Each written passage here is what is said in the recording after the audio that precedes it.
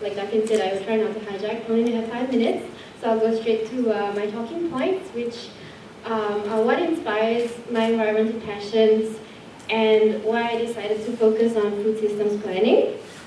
And I think those are very linked ideas. And firstly, I would like to say that as a Malaysian citizen, I think it is my obligation to love food, and I'm not the exception to the norm. I love food, I love talking about food, I love eating food, I love discovering new places to eat.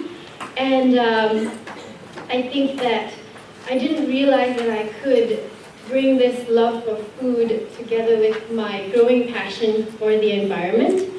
And I think I grew up in, I went to a public school, and in public schools, the environment was very limited to recycling newspapers, recycling trash, and planting trees.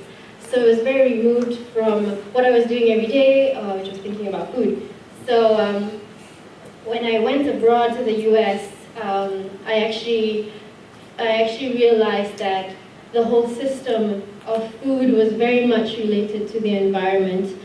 And I really felt more for this when I volunteered for, as I said, for organic farms, at community gardens, at the food bank. It made me realize more the impact of my food consumption. And it made me realize also that to love food was actually to love the whole process of getting food from the farm to the table. To love food was to love the soil that the farmers lovingly care for, to love the yield of rice that the farmers made such an effort to grow, to love the millers, to love the kedai runcit, to love the supermarket, to love the hawker man or the nasi lemak lady that makes nice nasi lemak and puts it on my table. So that really inspires me, that whole system of food inspires me to want to learn more, especially in Malaysia, the country that really boasts to be a food mecca. I think we talk about food so much, but we often forget where our food comes from, and that really inspires me to push on, to talk to more people about where this food comes from. So I think I've addressed the 2 talking points, what inspires me and why I decided to pursue food systems planning.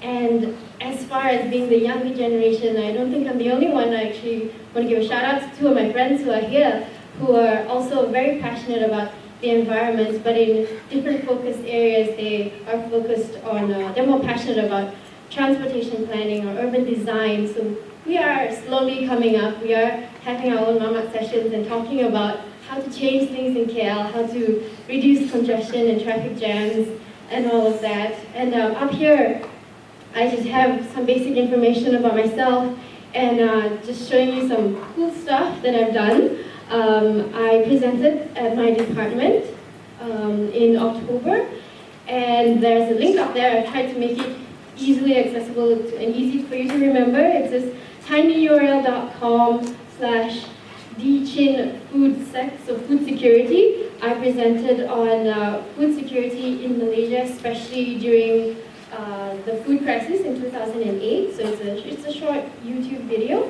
And then also, as Nathan mentioned, my group and I, we won this award. I'm very proud of this award because I did a lot of the GIS part of it. I created maps and spatial analysis for this. And this is at tinyurl.com/urbanag. UEP is my department name, and TPL was our partner client, which was the Trust for Public Land in Boston. And this leads you to my Prezi, which is an alternative to the PowerPoint that we presented for our project, and also the final report PDF, so you can click on that. And finally, my thesis topic is on supermarkets, the impact of supermarkets on contract farming in Malaysia, and I've been asked how this is even remotely related to my degree in urban planning, and I think it's very related because supermarkets are growing in the urban areas in Malaysia, in Kuala Lumpur, in Penang, in Selangor, and I am very interested to see how that is affecting local agriculture, specifically the local farmers through contract farming.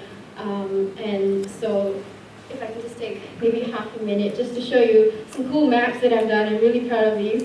So this is a map of Boston showing some vacant parcels, which I don't think you can see from that far, but that's a zoom in that I did showing these are vacant parcels in this one neighborhood in Boston that were publicly owned. And this was used by the city of Boston, and they're actually pursuing some of these plots of land for urban agriculture, so we're very proud of this project. I'm very happy to talk about whatever that I've done, to talk about any new projects that people are interested in, to talk about food over food.